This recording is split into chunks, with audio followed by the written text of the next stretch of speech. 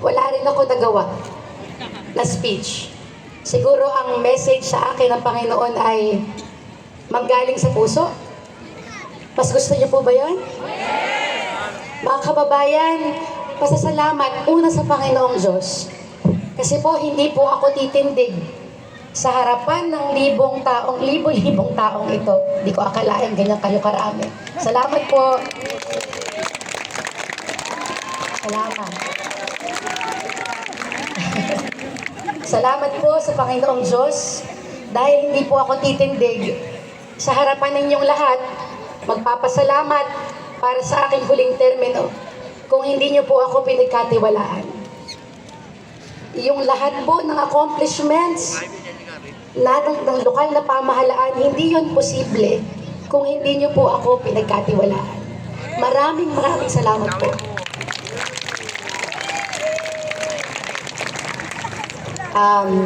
Grabe.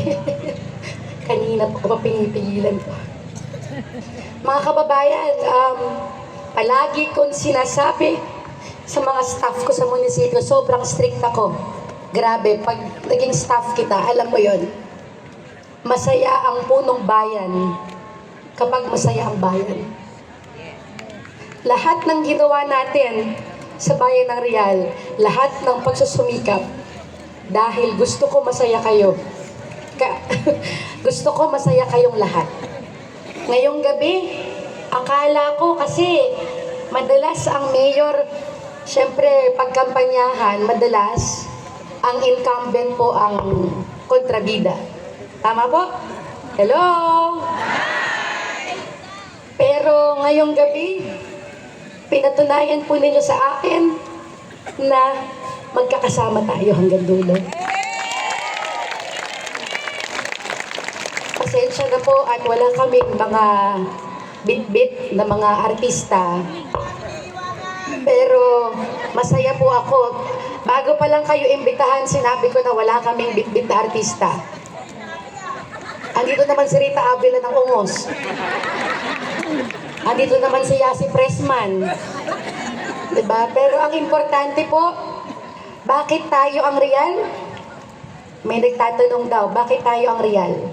Pinag-usapan namin mabuting mag-asawa na ang tagumpay ng bayan ng Real nitong mga nagdaang taon, nasaksihan po naming dalawa, nasaksihan ng Team Action Diretso na para naman mga na babano. Ano na tayo? Iya. UFO iyan, galing sa Mars. FYI, iya.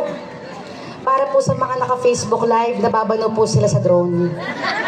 Ha, yun po, kagatawanan po sila, hindi kayo makarelate. So, bakit tayo ang Real? Dahil ang tagumpay ng bayan ng Real ay hindi po lamang dahil sa punong bayan.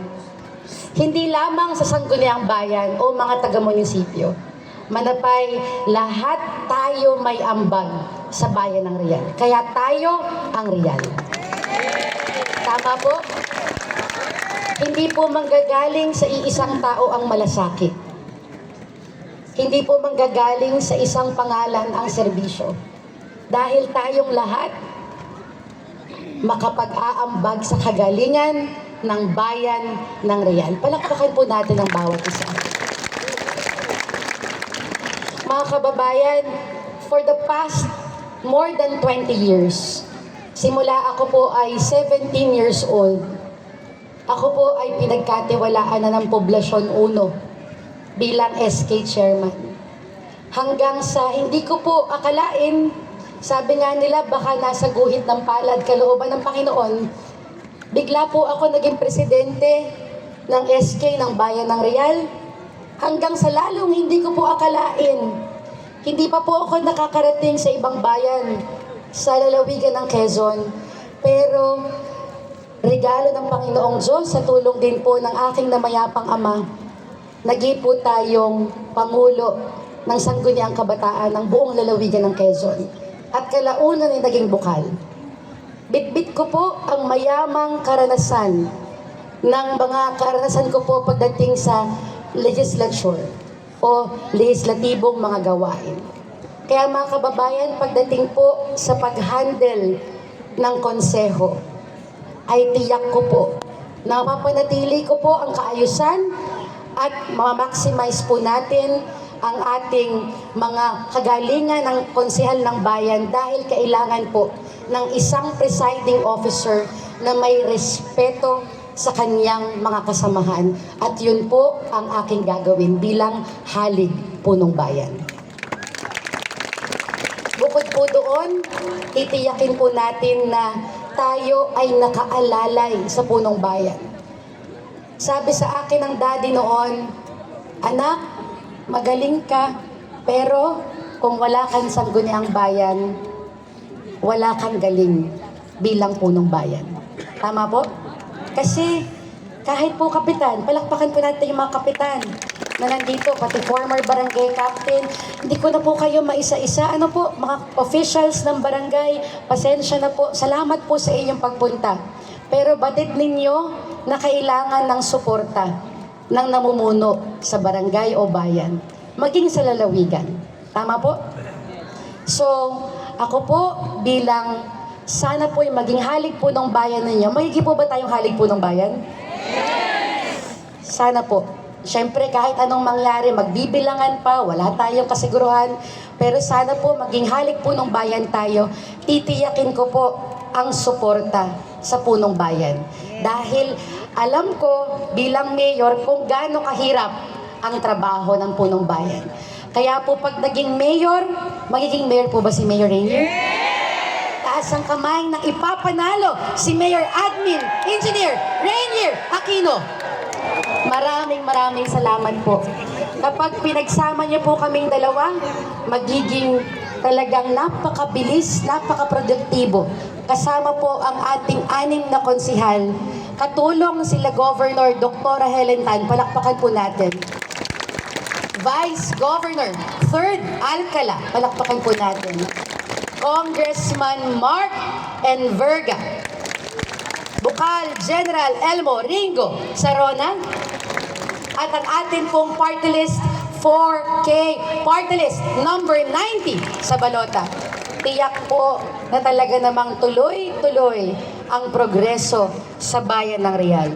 Mga kababayan, alam po ninyo na ilatag na po namin sa bawat sulok ng bayan ng Real for the past more than 40 days. Nakarating na po kami. Taas po ang kamay ng narating na namin sa kampanya. Lahat, tama, di ba lahat? Lahat ng barangay, 17 barangay, narating na po namin. Nailatag na po namin ang aming plataforma, adhikain. Sabi nga ng aking asawa, Mama, ayokong mangako ng sobra. Ang tangi ko lang babanggitin ay yung mga nararapat. Kung ano ang kaya ng lokal na pamahalaan, batid niya bakit? Naging po siyang municipal administrator. Alam niya ang mga limitasyon. Kaya po yung kanyang mga ilalatag at nilalatag na mga plataforma ay talaga naman pong magagawa sa loob ng 3 taon.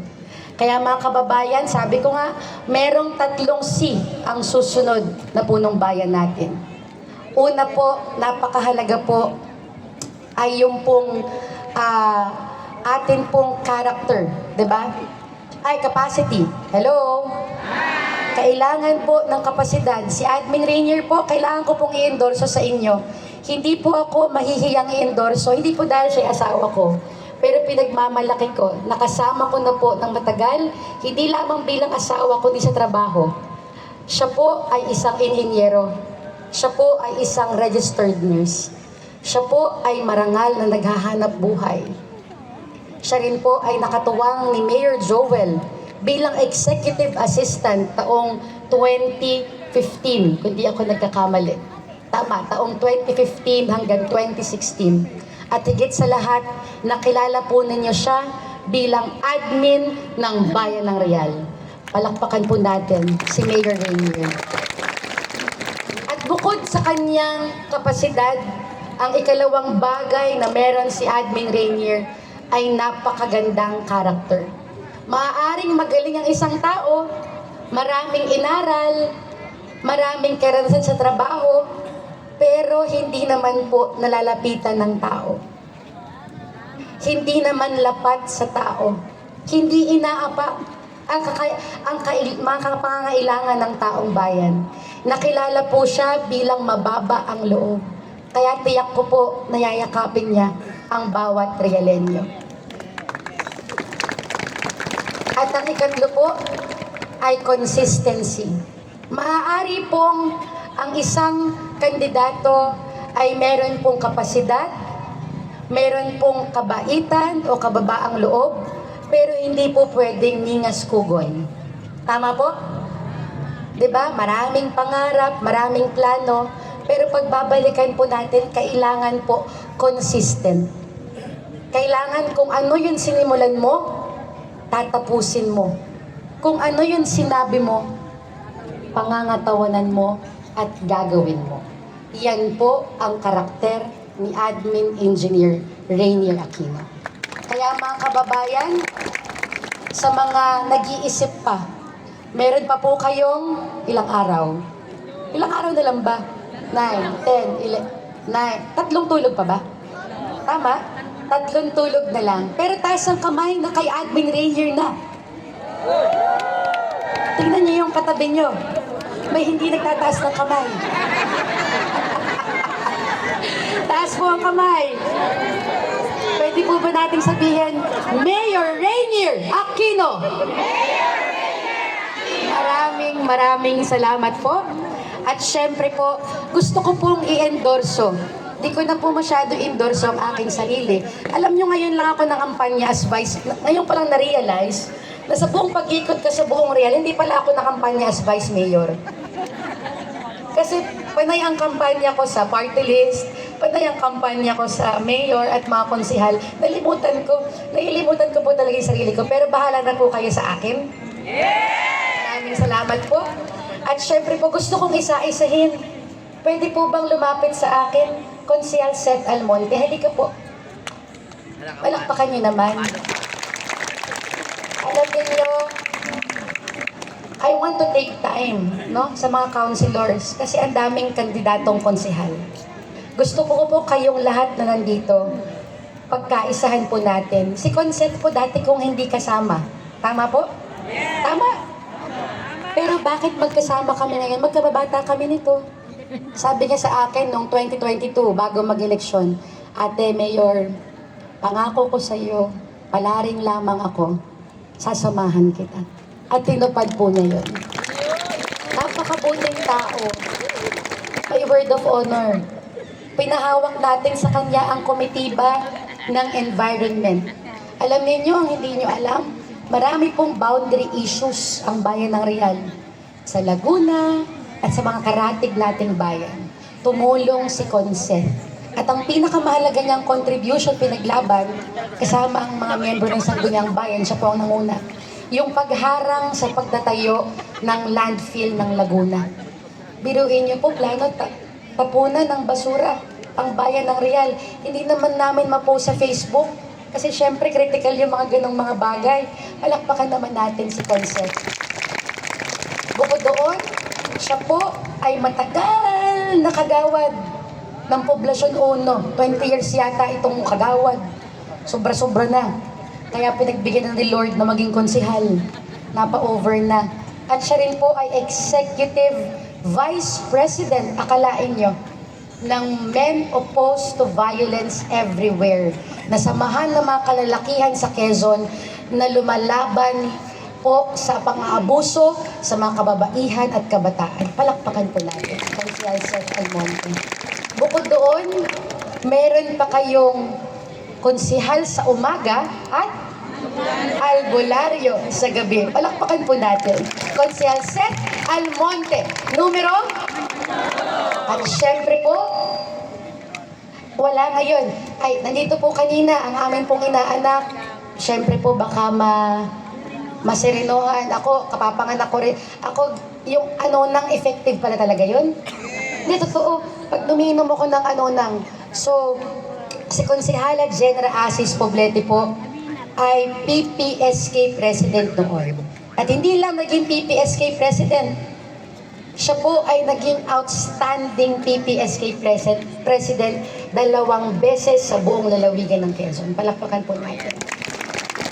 Bukod doon, nung siya po ay naging regular councilor, hinawakan po niya ang komitiba ng edukasyon, komitiba ng agrikultura, at komitiba ng land use. Palakpakan po natin. Konsehala Genra Asis Poblete, numero 2. At syempre po, tawagin na po natin. Sabi nila, ito si Tita Mimi, ang edad ni Tita Mimi, huwag nating pag-usapan, pero siya po, hello? Siya po ang pinaka-young at heart. Sa totoo lang po, meron pa tong pagdidikit ng tatu-tatuan. Hindi niyo ba alam yun? Bumibili siya ng mga sticker na rose. Tapos depende sa trip niya, tapos meron siya dito nakadikit. Nakadikit dito. Sabi ko, Tita Mimi, you're so groovy.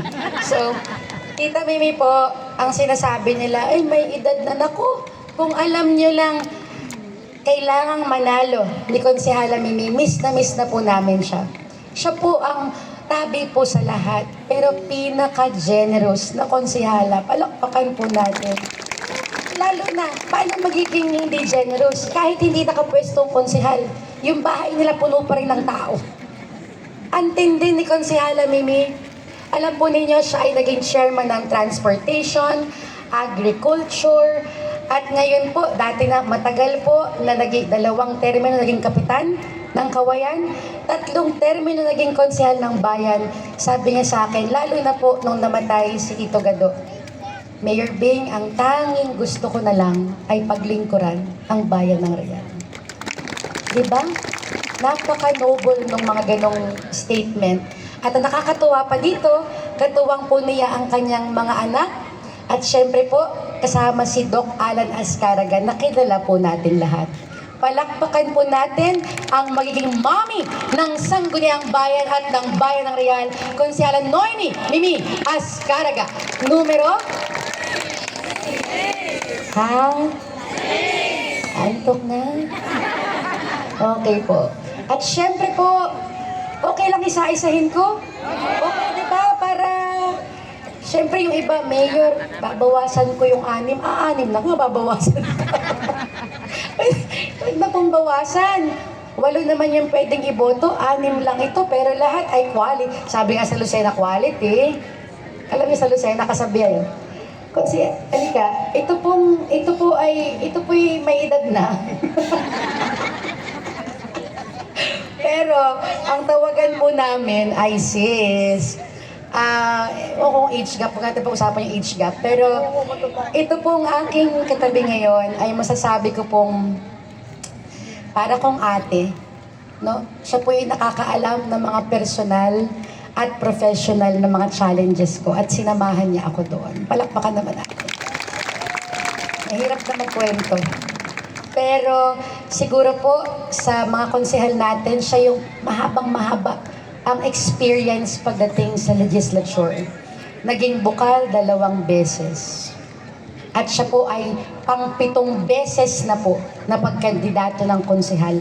Walang katalo-talo. Palakpakan po natin.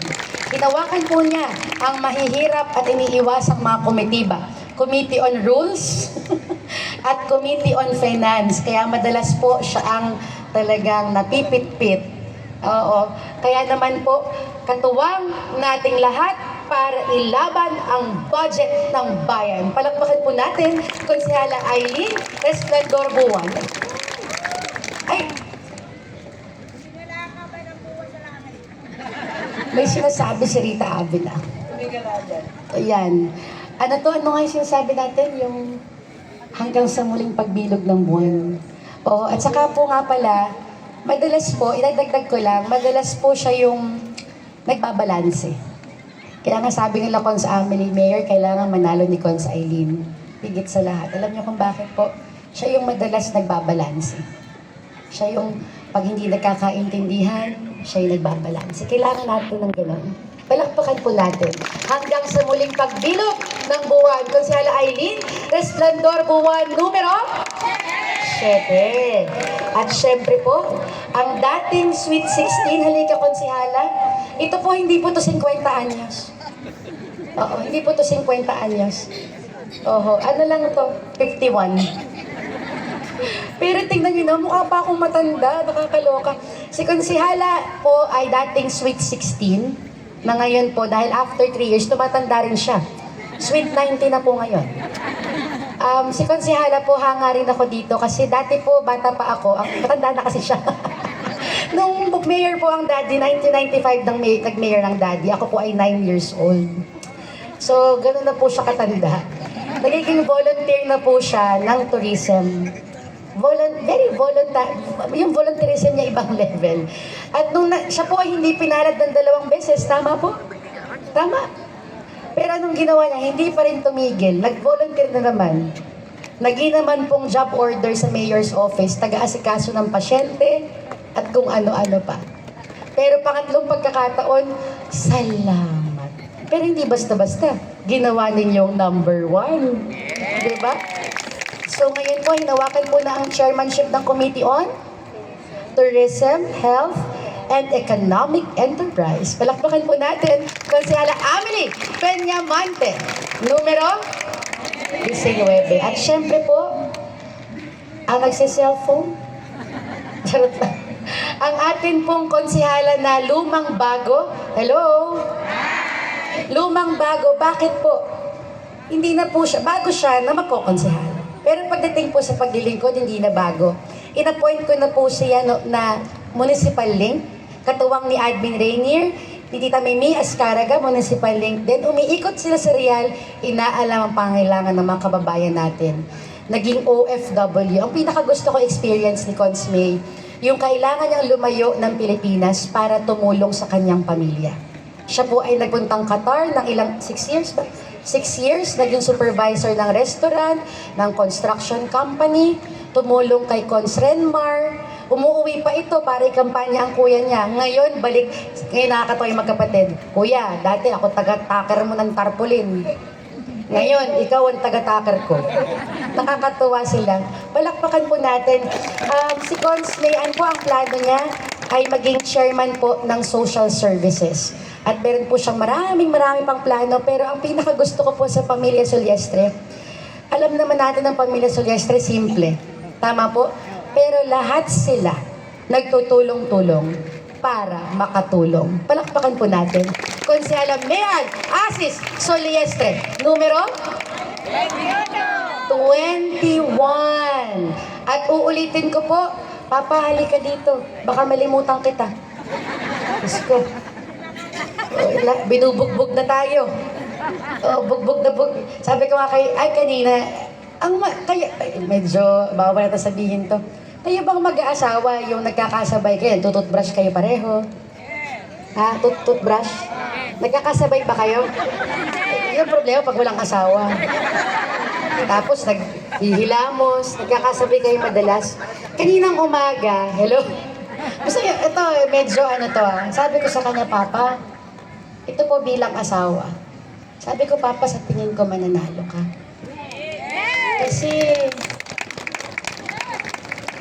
Kasi alam mo yung pinagtutulong-tulungan na po kami. Tama po? Lalo na po ako. Talagang, sabi ko nga, pag mahina-hina ang loob mo, talagang pwede kang bumigay. Pastora, talagang pwede. Pero ewan ko kung saan nanggagaling yung tibay ng loob naming mag-asawa. Siguro yung inspirasyon na magpatuloy para sa bayan ng Real. Kaya po, si Rainier po, sabi ko nga, nakalatag na po ang lahat ng plano. Ako po ay public ad graduate, so napakahalaga sa akin ng development plans. Ang isang bayan na walang aprobadong development plans, mapa tourism, infrastructure, environmental, etc. Pag walang planong nakalatag, maliligaw ang bayan. Tama po? But this time, pagkatapos ni Mayor Bing, nakalatag na po. Kailangan na lang po ng tao na yayakap sa mga planong inilatag natin. At yun ay walang iba, kundi si Mayor Admin Engineer Rainier Aquino. Pwede po bang pagsamahin niyo po kami? Maraming salamat po. So, ano ang number mo? Nalilimutan ko na number 1, di ba? Pagpalakpakan po natin, Mayor Rainier, number 1 sa balota. Vice Mayor Bing, number 2 po sa inyong mga balota. Muli, atin pong iboto. Isa-isahin ko lang po yun, senators po natin. Pinapakisuyo po ng